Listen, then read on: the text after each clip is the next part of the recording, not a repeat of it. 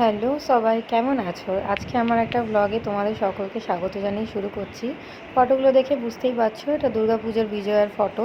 এটা 2023-এর দশমীর ফটো, যেখানে আমাদের এরকম মাকে বরণ করে সিঁদুর খেলে মাকে ভাষণ দিয়ে এসে সুন্দর করে রাস্তায় আস্তে আস্তে ঢাকের তালে তালে নাচ হচ্ছে, তার সাথে সিঁদুর খেলাও হচ্ছে। এই যে আমিও নাচতে শুরু করে দিয়েছি।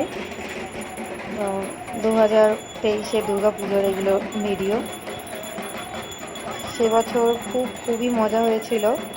এরকম সব আমাদের পাড়ায় যত কাকিমা আছে, দিদিমা আছে, সবার সাথে এরকম নাচতে নাচতে আসা, মাকে ভাষণ দেওয়া, ঘট বিসর্জন দিয়ে এসে এরকম সিঁদুর খেলে একদম আমাদের এই নাচ গান শুরু হয়ে গেছে। দেখে বুঝতেই পারছো পিছনে আমার যে আরেকজন পাড়ার যে কাকা আছেন, উনিও কি সুন্দর গাইছেন আর ঢাকের তালে তালে নাচ করছেন। আমার মা এই যে হেঁটে আসছে, সবাইকে ডাকছে নাচার জন্য। তো 2023-এ সিঁদুর খেলা এই হিসাবেই বরণ করে আনা, যে 80 বছর আবার আসবে এই দিনটা, 80 বছর আবার মাকে এইভাবে বরণ করব, এইভাবে সিঁদুর খেলে, এইভাবে ঢাকের তালে তালে নাচ হবে, গান হবে।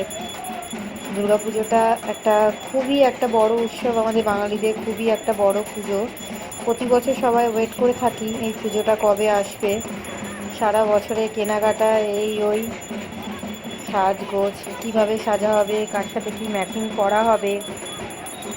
সুন্দর পুজো আস্তে আস্তেই ভালো, দেখতে দেখতে এই বছর পুজোও আসবে, আবার দেখতে দেখতে এই বছর পুজোও চলে আসবে।